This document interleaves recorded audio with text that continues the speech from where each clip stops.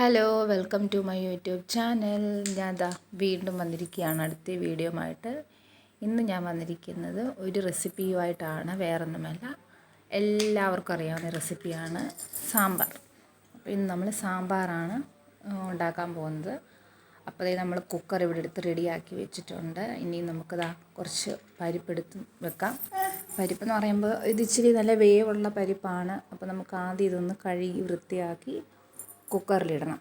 ഇല്ലെങ്കിൽ കഷ്ണവും ഇതെല്ലാം കൂടെ ഒന്നിച്ചിട്ട് കഴിഞ്ഞാൽ കഷ്ണവും വേഗത്തില്ല, പരിപ്പും വേഗത്തില്ല. അപ്പോൾ രണ്ടും പകുതി പകുതി വെന്ത പോലെ ഇരിക്കും. അപ്പോൾ അതിൻ്റെ ഇടയ്ക്ക് മോള് എനിക്കൊരു കപ്പലണ്ടി മുട്ടായി ഇന്നലെ മേടിച്ചതാണ്. അപ്പോൾ അത് കഴിക്കാനായിട്ട് മറന്നു. അപ്പോൾ അവൾ തപ്പിപ്പിടിച്ച് ഞാൻ ജോലി ചെയ്യുന്നതിൻ്റെ ഇടയ്ക്കൂടെ കയറി അമ്മ എന്നാന്ന് പറഞ്ഞ് തന്നു. അപ്പോൾ ഞാനും അത് കഴിച്ചുകൊണ്ട് എൻ്റെ പണികളൊക്കെ തുടങ്ങി. അങ്ങനെ നമ്മുടെ പരിപ്പ് ഇവിടെ കഴുകി വെച്ചിട്ടുണ്ട്. അപ്പോൾ ആദ്യം നമുക്ക് ഒരു 3 വിസിൽ, 3 അല്ല 4-5 വിസിൽ വേണം ഇതിന് എടുക്കാൻ സമയം. അപ്പോൾ അത് വിസിൽ വെന്ത് വരുമ്പോഴത്തേന് നമുക്ക് പച്ചക്കറി വേണ്ട സാമ്പാറുള്ള കഷ്ണങ്ങൾ റെഡിയാക്കി വെക്കാം. അപ്പോൾ ഇതിൻ്റെ എല്ലാത്തിൻ്റെയും പകുതിയാണ്, തെറ്റിദ്ധരിക്കേണ്ടത്, അങ്ങനെ ഇടാനൊന്നുമല്ല. അപ്പോൾ നമുക്ക് വേണ്ട സാധനങ്ങൾ ആദ്യം എടുത്ത് വെക്കാം. അപ്പോൾ അതിനായിട്ട് വെള്ളരിക്ക, പടവലങ്ങ, 2 ബീൻസ്, ക്യാരറ്റ്, പിന്നെ നല്ല വലിപ്പമുള്ള ഒരു ഉരുളക്കിഴങ്ങ്, പിന്നെ തക്കാളി. അപ്പോൾ ഇത്രയുമാണ് നമുക്ക് സാമ്പാറിന് വേണ്ട കഷ്ണങ്ങൾ. അപ്പോൾ അതൊക്കെ എടുത്ത് വെച്ചിട്ടുണ്ട്. പിന്നെ വേണ്ടത് പച്ചമുളക്. ഞാൻ 3 നല്ല എരിയുള്ള പച്ചമുളക്, എനിക്ക് സാമ്പാറിന് പച്ചമുളക് വേണം, നിർബന്ധമാണ്. എന്നാലേ ആ പച്ചമുളകിൻ്റെ ടേസ്റ്റ് സാമ്പാറിന് കിട്ടത്തുള്ളൂ. അപ്പോൾ നമുക്ക് എല്ലാം ഒന്ന് അതിൻ്റെ ഞെടുപ്പെല്ലാം കളഞ്ഞ് വേഗം വേണ്ട സാധനങ്ങൾ നമുക്ക് അരിഞ്ഞെടുക്കാം. അപ്പോൾ പടവലങ്ങ ഞാൻ അതിൻ്റെ പകുതി എടുത്തുള്ളൂ. എനിക്കിഷ്ടമാണ് പടവലങ്ങ സാമ്പാറിനിടുന്നത്.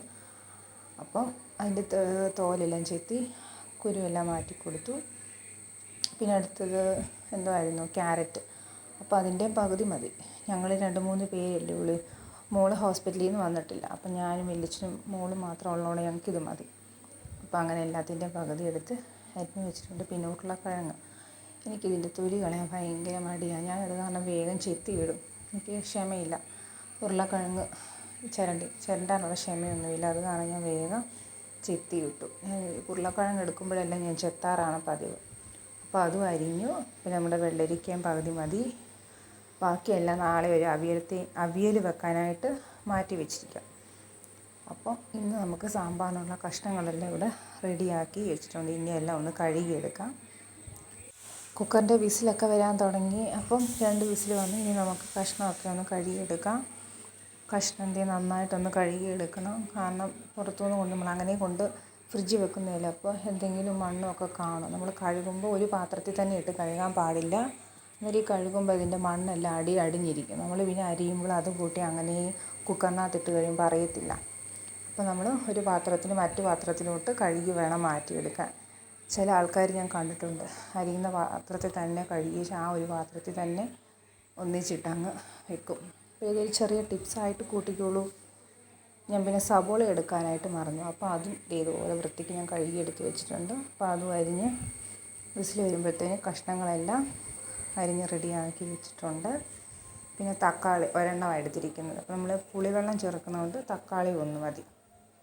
അപ്പോൾ തക്കാളി അരിഞ്ഞ്, പിന്നെ പച്ചമുളക് ഞാൻ കത്രികയും കൊണ്ട് അരിയുന്നതിന് കാരണം കുഞ്ഞിനെ എടുക്കുന്നതുകൊണ്ട് എന്തെങ്കിലും മുഖത്തൊക്കെ തൂക്കുമ്പോൾ കൈയൊക്കെ മുഖവും പുകയും. അത് കാരണം ഞാൻ ഇത് അടുക്കള യൂസ് ചെയ്യുന്ന കത്രികയാണ്. അപ്പോൾ അതിന് വേണ്ടി മാത്രം എടുക്കുന്നതാണ്. അപ്പോൾ ഇതും ഒരു ചെറിയ ടിപ്സാണ്.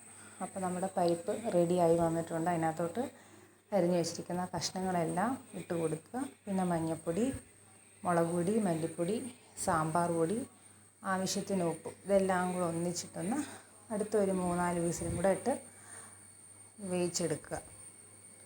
അപ്പോൾ ഇതെല്ലാം ഇട്ട് റെഡിയാക്കി നല്ലപോലെ ഒന്ന് ഇളക്കി കൊടുക്കുക. 2 കൂട്ടം, അതായത് കായോ ഉലിയോ, അത് നമുക്ക് കഷ്ണം വെന്ത് കഴിഞ്ഞിട്ടാണ് ഇട്ട് കൊടുക്കാറ്. അപ്പോൾ നമുക്ക് ആദ്യം ഇതൊന്ന് വേവിച്ചെടുക്കാം. അങ്ങനെ കഷ്ണം എല്ലാം വെന്ത് വന്നപ്പോഴത്തേനും നമ്മൾ ഇവിടെ പുളി വെള്ളത്തിൽ ഇട്ട് വെച്ചിട്ടുണ്ട്. അത് നല്ല പുളിയാണ്.